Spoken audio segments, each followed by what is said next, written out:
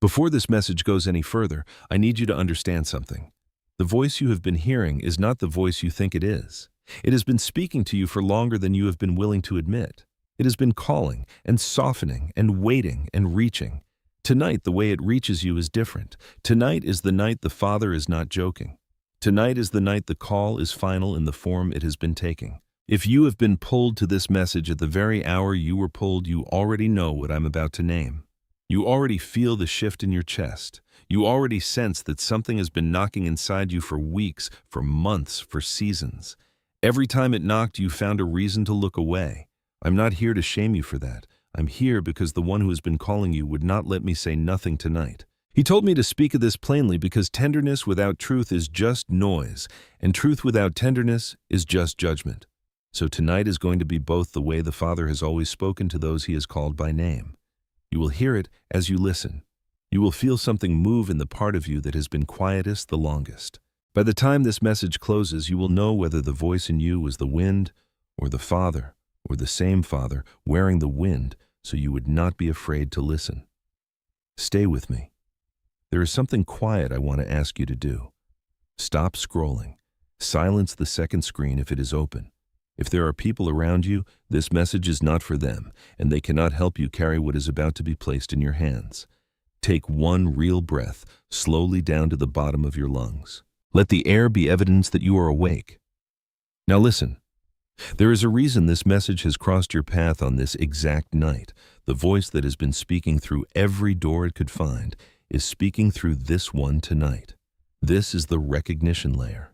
Listen carefully, because the signs the Father uses are not loud. They are persistent. They are repeated.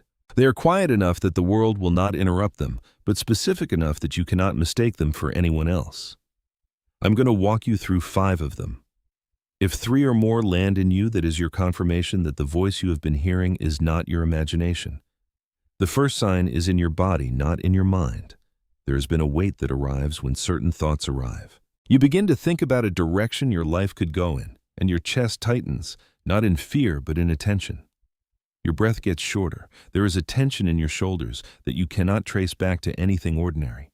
It is not anxiety, because anxiety scatters you. This gathers you. This points you. This is your body responding to a calling that your mouth has not yet said yes to.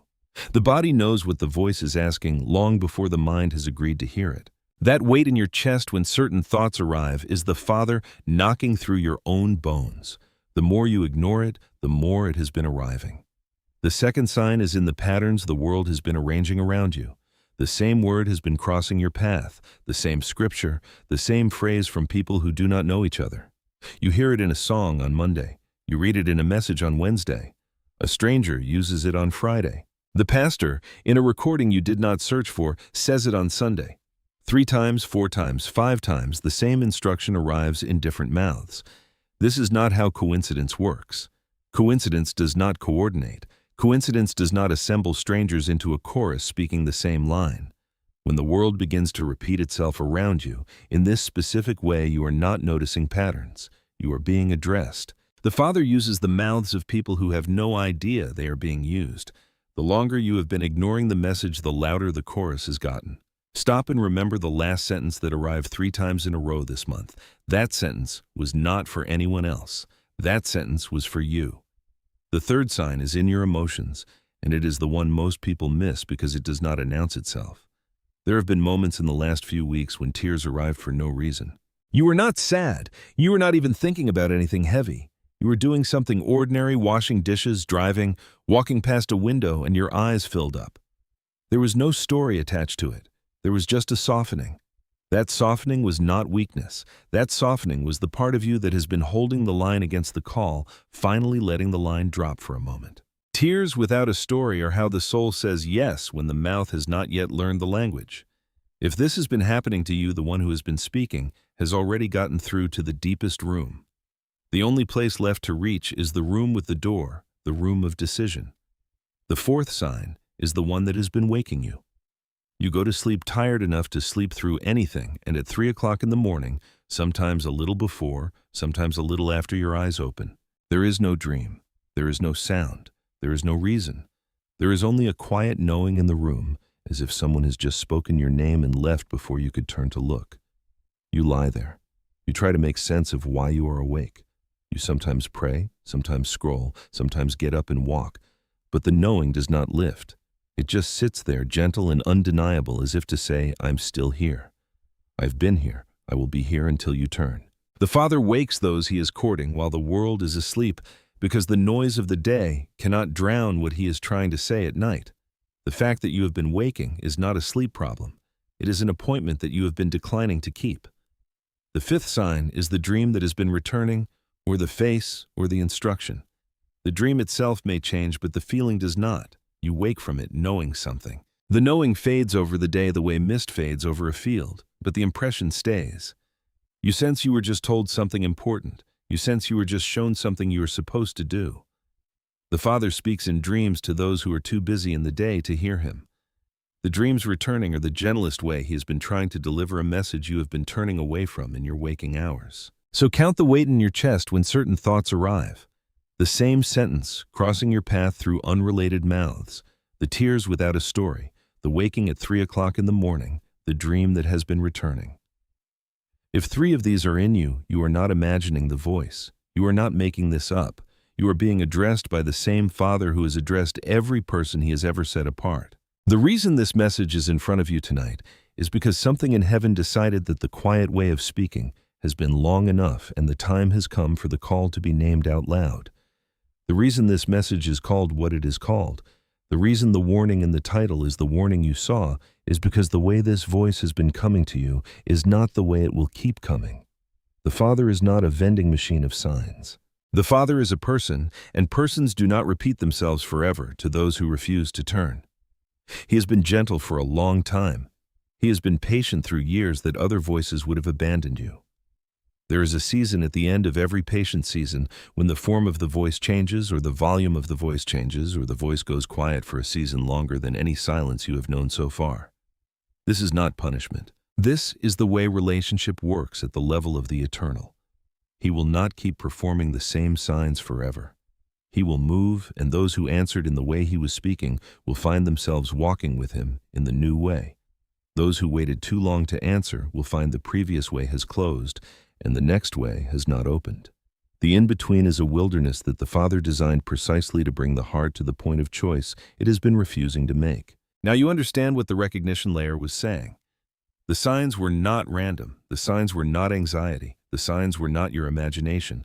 The signs were a person trying to reach a person he has named and never stopped naming. The next question is the one the formation layer answers. Why now? Why this specific season of speaking? Why has the calling been so persistent in the recent months? Why is it tonight that the form of the calling is reaching its final shape? The answer is that you have been standing at a threshold without realizing it. The Father does not waste his voice.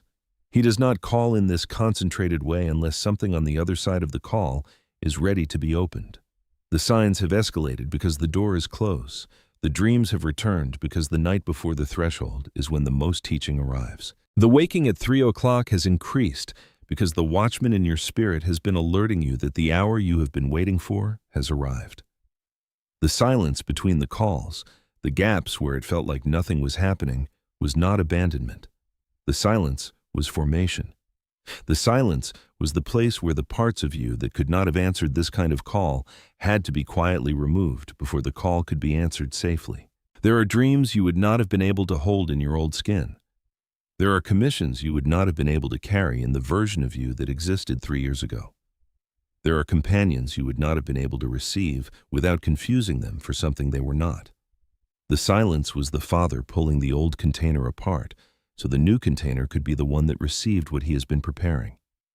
Think about what the recent years have done to you. The friendships that fell away were not betrayals. They had a season. The Father did not let you cling to a structure that could not hold what was coming. The opportunities that did not work out were not failures. They were the wrong shape for the gift inside you. The pain you carried alone was the slow architecture of a person who could carry a kind of light that has to be carried quietly to survive. There is a phrase the older writers used. They said God hides what he is about to elevate the way a master craftsman shrouds the work in a cloth until the unveiling. The wilderness you have been in was the cloth. The shrouding was not the absence of God. The shrouding was the careful work of his hands. The reason the calling has gotten louder is that the shroud is being lifted. The Father is not in the business of speaking to people who are still in the shape he found them in. He speaks when the shape is ready. He speaks when the container can hold what he has to pour. When you ask why now, you are asking the right question. The answer is because the now has arrived. The threshold is real. The door is real. The thing on the other side of the door is real. The voice you have been hearing is the voice of the one who built the door and has been holding it open longer than most thresholds stay open. This is also why the title of this message carries the warning it carries. The Father is not joking when he speaks at the threshold. The threshold is a sacred place. The threshold is the place where decisions become destinies. The warning is not a threat. The warning is the Father telling you what he knows about how time and choice interact at the level of the soul. The voice will not come back in this specific way once you cross or refuse to cross. The form will change. The form changes for everyone who reaches this kind of moment. There is a pattern as old as the oldest scriptures. Souls who heard plainly and waited too long found that the voice they had been hearing did not stop loving them, but it changed form. The form that follows hesitation is almost always harder to walk through than the original form would have been. I am not telling you this to frighten you. I am telling you because the Father wants you to know what is at stake. The stakes are not your salvation. The stakes are not his love. The stakes are the form of the voice, the length of the wilderness before the next door opens, and whether the next chapter of your life is the one you have been hearing the outline of. The Father did not give you these signs to corner you. He gave you these signs because he wants you to walk through the door he built. He has prepared specific people who are supposed to find you. He has prepared specific places that are supposed to recognize you. He has prepared specific work that is supposed to flow through you. The work has waited because the worker had to be made ready. The threshold is not a test. The threshold is an invitation that has gone on so long it is now also a moment. This is why something inside you has been restless. The restlessness is not the problem. The restlessness is the evidence that the formation is complete. A soul that is not ready to cross does not feel the restlessness. You are at the place where the restlessness has settled into a kind of waiting. You are at the place where you sense that the next move is not yours to invent. The next move is yours to receive and to obey. The only thing left between you and the receiving is the part of you that has been ignoring. Before we walk through the doorway layer, I want to give you a few permissions. You have to give yourself permission to be the kind of person who answers. Most of the souls who reach this place do not answer because they never gave themselves the permissions the Father had already given them. You are allowed to outgrow the version of you that did not answer. The version of you from 6 months ago, the version that heard the same voice and looked away, was doing its best with what it knew. That version is not who you are anymore. You are allowed to leave that version on the shore the way travelers leave clothes they have outgrown. You do not owe that version one more day of loyalty. You are allowed to feel afraid. The fear is not the problem. The fear is the sign that you are aware of what is being asked. The souls who walked into this kind of door without fear were the souls who did not understand what they were walking into. Your fear is the proof that you are not naive. Your fear is the proof that you can be trusted with what is on the other side. The Father is not asking you to stop feeling afraid. He is asking you to walk while afraid. That is the only way the threshold opens. You are allowed to take this seriously. There are people in your life who would not understand if they heard the way you are receiving this message right now. You are allowed to take this seriously anyway. You do not need their permission to hear what you are hearing. You do not owe them an explanation. You owe the Father an answer. You are allowed to slow down to listen. The voice does not arrive in a hurry. The voice arrives in stillness.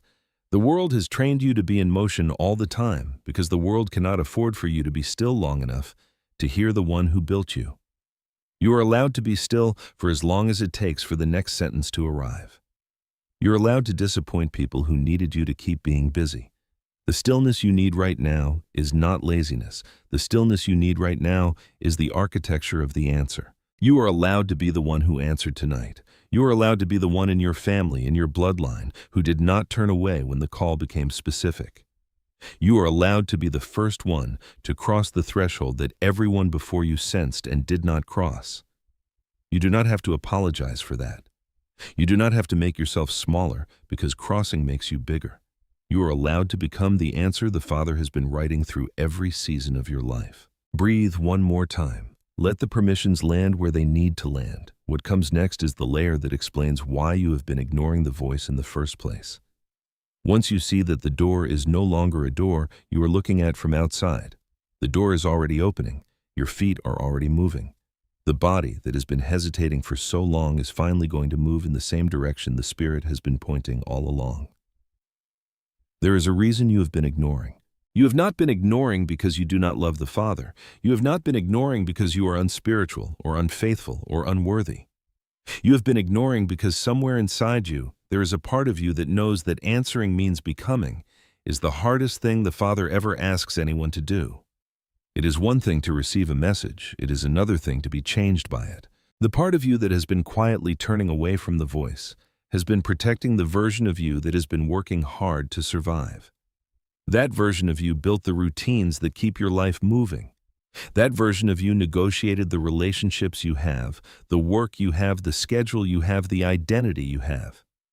The call is not just asking you to do something different. The call is asking you to be someone different, to carry a different weight, to answer to a different naming, to walk in a body that begins to attract a different kind of life.